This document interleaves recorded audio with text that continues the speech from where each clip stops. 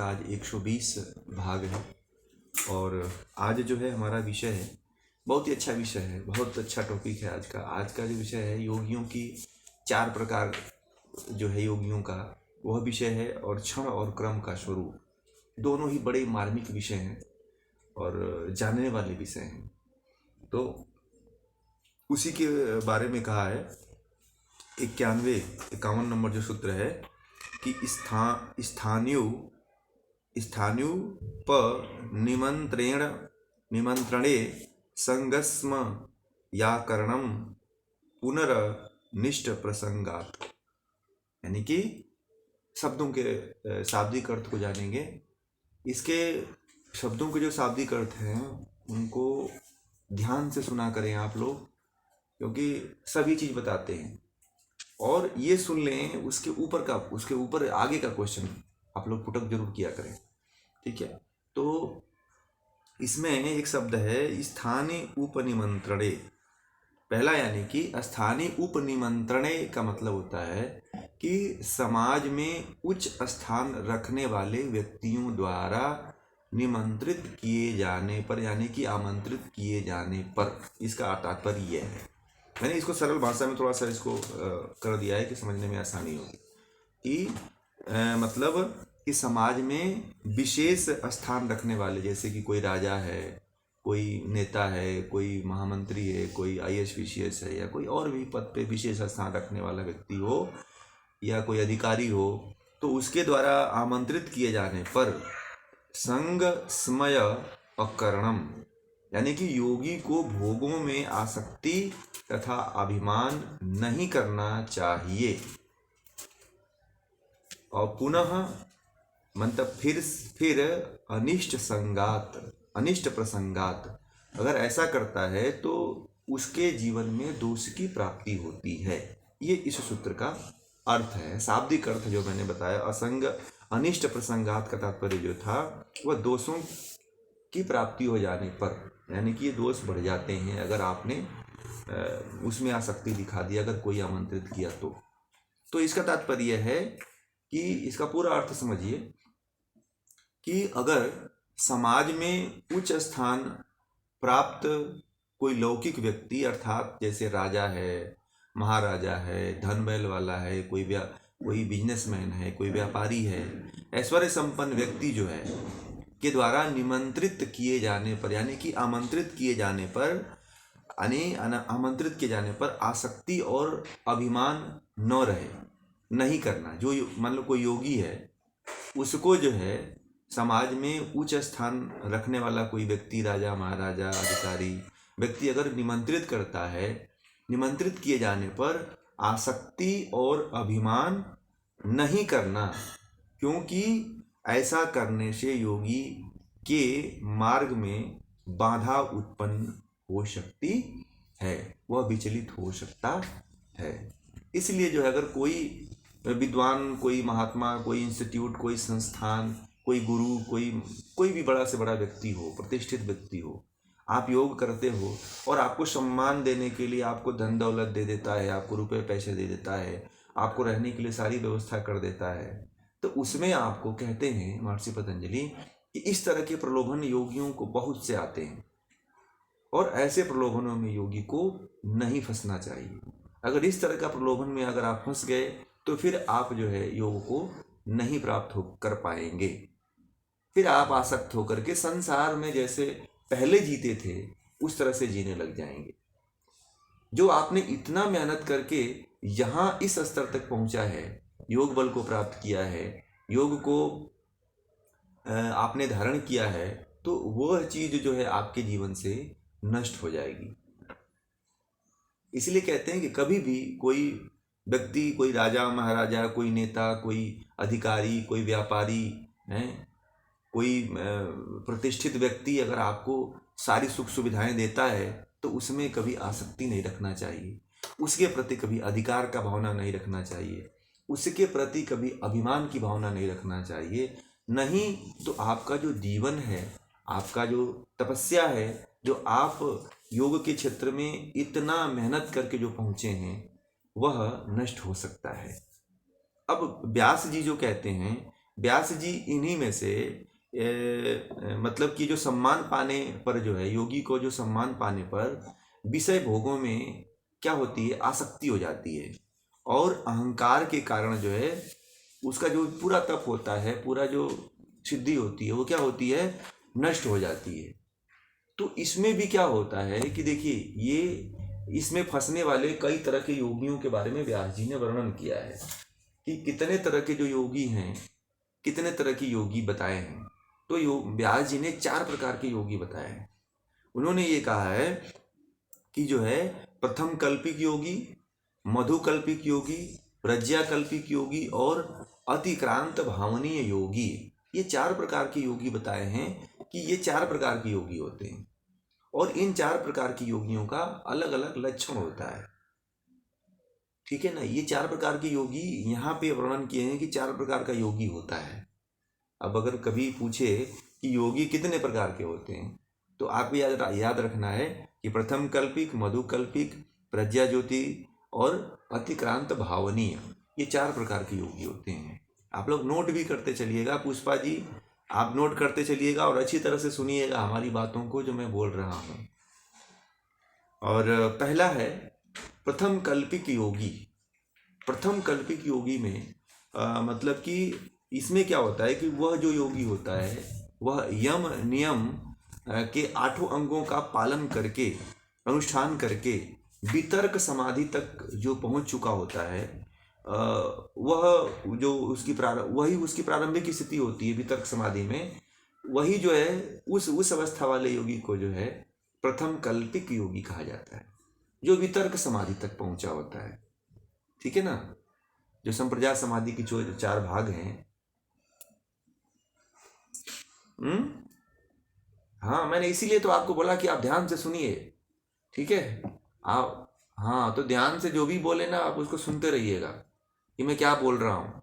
हाँ, नोट भी करते चलिए आप, क्योंकि भूल जाते हैं आप। ध्यान रखिएगा और जो मैं बोलूँ उसको नोट करते चलिएगा। ठीक है।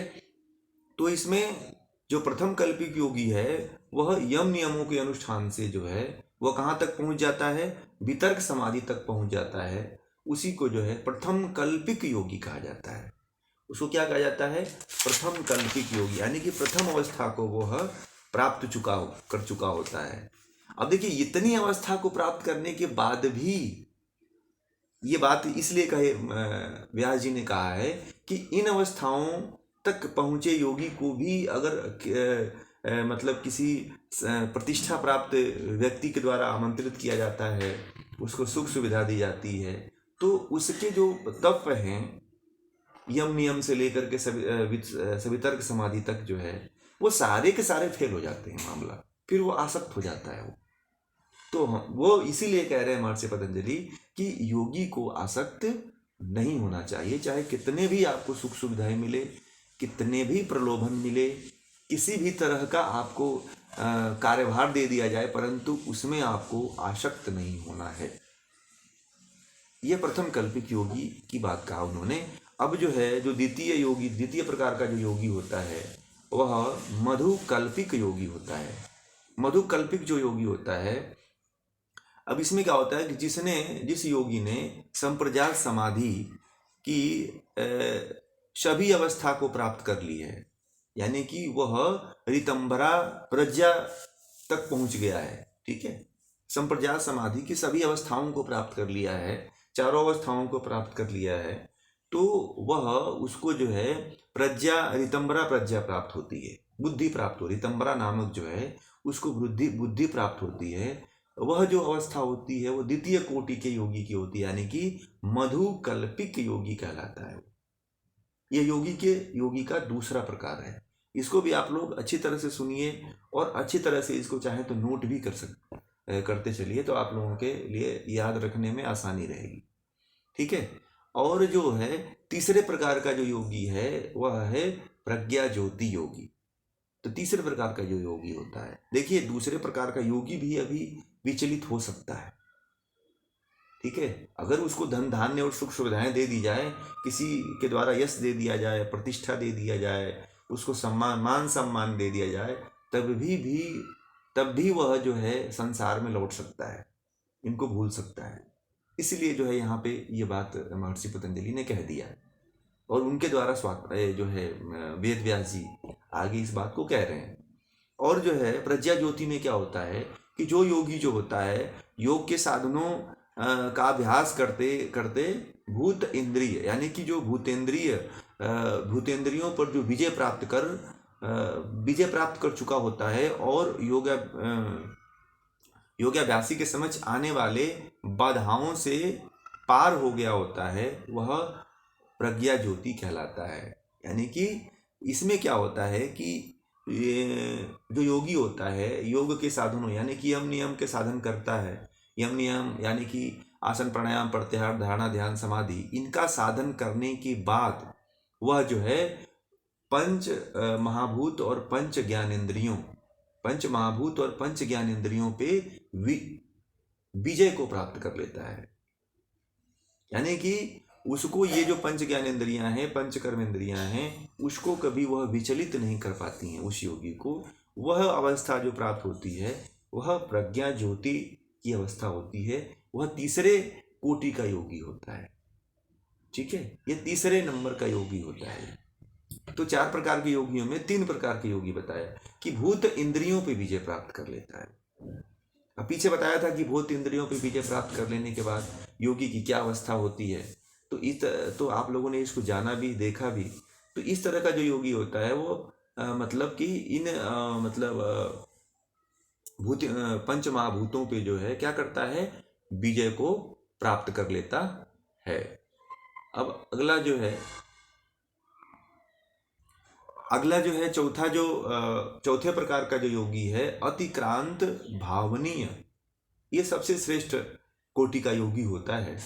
इसमें जो योगी होता है वह ऊंचे स्तर को प्राप्त कर चुका होता है, अर्थात जो है असंप्रजात समाधि की ऊंची अवस्था में पहुंच गया होता है। यह जो अतिक्रांत भावनीय प्रकार का जो योगी होता है वह जो है असंप्रजात समाधि की कोटि को में पहुंच गया होता है और चित्त को जो है प्रकृति में विलीन कर चुका होता है। यानी कि चित्त का प्रयोजन अब जो है शेष नहीं रहता है। यानी कि चित्त जो है अब उसको जो है असंप्रजात समाधि तक पहुंचा करके अपने मूल प्रकृति में विलीन हो चुका होता है। इसी अवस्था में यही अवस्था जो है और जिसका प्रयोजन शेष नहीं रहता है उस चित्त का। और दूसरा चीज कहते हैं कि जिसकी 7 प्रकार की उत्कृष्ट प्रज्ञा प्राप्त होती है। 7 प्रकार की जो प्रज्ञा भूमि बताए थे आप लोगों को, जैसे 2/2 के 27वें श्लोक में सूत्र में, ठीक है, दूसरे जो पाद है उसके 27वें श्लोक में इसके बारे में 7 प्रकार की जो प्रज्ञा भूमि थी वह प्राप्त होती है। तो जिसकी मतलब कि वह जो है असंप्रजात समाधि की ऊंची अवस्था में पहुंच गया होता है। यानी कि वह ईश्वर का रसानंद लेने लगता है, परमात्मा का आनंद लेने लगता है। वह जो है वह चौथे प्रकार का जो योगी होता है। तो इस तरह से जो है कभी भी अगर आपको देखिए व्यक्ति जो है 3 चीजों का प्यासा होता है, 3 वस्तुओं का, 3 पदार्थों का। एक तो लोकेशणा के लिए हर व्यक्ति लालायित रहता है। हर व्यक्ति चाहता है कि मेरी लोकेशणा हो, मेरी प्रशंसा हो, मुझे लोग जाने, मुझे लोग सम्मान करें, मुझे लोग मान दें, मेरा नाम लें, मेरे चारों दिशाओं में मेरा नाम फैले, है ना, मेरे बारे में सब लोग चर्चा करें, मेरी बातें सुने। ये हर व्यक्ति चाहता है जो यह एक वृत्ति है। परंतु जो संप्रजात समाधि में पहुंच चुका योगी होता है वह इसको निकृष्ट मानता है, वह उसके लिए बाधा होता है। परंतु संसार के लोगों के लिए क्या होता है, ये संसार के लोगों के लिए यह अच्छा मानते हैं कि चलो मैंने मेहनत किया, मैंने बहुत अच्छा कार्य किया, है ना, वो अपने लिए बहुत अच्छा मानते हैं इसको। परंतु संसार के लोगों के लिए क्या होता है, ये योगी के लिए एक बाधा होता है। अगर ऐसा होता है तो महर्षि पतंजलि कहते हैं कि योगी को इनमें आसक्त नहीं होना चाहिए। नहीं तो जो तप करके जो ये 4 अवस्थाओं को जो योगी प्राप्त करता है, देखिए जो योगी होता है इन चारों अवस्था से गुजरता है। पहले प्रथम कल्पिक से मधुकल्पिक, फिर प्रज्ञा, फिर अतिक्रांत भावनीय, इन चारों अवस्थाओं से गुजरता है। परंतु अगर कोई योगी मतलब कि जो प्रलोभन वाली वस्तुएं हैं, इनमें फंस जाता है, इनमें आसक्त हो जाता है, तो उसका जो तप होता है वह पूरी तरह से नष्ट हो जाता है। इसलिए जो है जो 4 प्रकार के योगी हैं, उन 4 प्रकार के योगियों को महर्षि पतंजलि जो है मतलब एक सूचना दे रहे हैं, एक संकेत दे रहे हैं कि आपको जो है इनमें आसक्त नहीं होना है। वहां तक पहुंचने पर भी आपको आसक्त नहीं होना है जब तक कि आपको मोक्ष नहीं प्राप्त हो जाती। कैवल्य में जब तक नहीं पहुंच जाते हैं तब तक आपको सतर्क रहना है, किसी के प्रलोभन में नहीं फंसना है। किसी के कोई कितना भी आपको सम्मान देता है, कोई मान देता है, फिर भी आप वहाँ पे जो है आपको नहीं आसक्त होना है। आजकल के योगी क्या है, अगर मान सम्मान अगर ज़्यादा लोगों ने दे दिया तो फिर अपने आप को भगवान घोषित कर देता है। वो ये कहता है कि मैं ही भगवान हूँ, मैं ही ये भगवान हूँ, मैं फलाना भगवान हूँ, मैं ये हूँ, मेरा जन्म हुआ था, मैं पिछले जन्म में ये था वो था, तमाम तरह की बातें कह करके लोगों को फंसाने लगता है। तो इस तरह का अगर योगी है तो वह किसी कोटि का योगी नहीं है। अगर समाज में अगर आपको कभी इस तरह की बातें आती हैं तो सच्चे व्यक्ति की अगर पहचान करनी हो तो आप जो है विभूतिपाद के 51 नंबर सूत्र को दोबारा पढ़ लीजिएगा कि योगी ये वास्तविक योगी है कि नकली योगी है। अगर जैसा बता रहा हूँ इस तरह का अगर उस योगी के अंदर गुण है तो आप ये समझिएगा कि वो सच्चा योगी है। अगर इस तरह का गुण कुछ भी नहीं पाया जाता है, अगर इनमें से वह सब में आसक्त होता है, अपनी प्रसिद्धि कराना चाहता है, अपना नाम ऊंचा कराना चाहता है, फिर उन विषयों में फंस गया होता है, तो फिर समझिए वह सच्चा योगी नहीं है।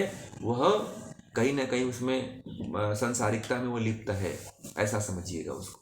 वह पूर्ण रूपेण योगी नहीं है। पूर्ण रूपेण योगी वही होगा कि जो 4 प्रकार के जो योगी हैं, उन 4 प्रकार के योगी होते हैं, परंतु ये भी प्रलोभन में फंसते हैं, परंतु जो वास्तविक योगी होता है वह नहीं फंसता है। तब समझिएगा कि वह सच्चा योगी है। और तब इस तरह के व्यक्ति को समाज में और गुरु तब बनाइए आप। वो लोग कहते हैं कि मैं गुरु कैसे बनाऊं, तो गुरु की पहचान ये है। महर्षि पतंजलि ने बता दिया कि वह कभी आसक्त नहीं होता है संसार की वस्तुओं में, पदार्थों में, वह इसी ऊपर उठने की कोशिश करता है। ये क्षणिक सारी चीजें होती, नचिकेता की तरह। नचिकेता को बहुत से प्रलोभन दिया यमराज ने, परंतु नचिकेता एक न सुनी। वह कहा कि मुझे तो आत्मज्ञान ही करना है, हमें आपके ये अप्सराएं, ये धन दौलत, ये हीरे जवाहरात, ये मुझे नहीं चाहिए, मुझे तो बस आत्मज्ञान दे दीजिए, मैं लौट जाऊंगा। तो ऐसा आपके अंदर दृढ़ विश्वास होना चाहिए। आपको भी इस तरह की भावना अपने अंदर रखनी चाहिए।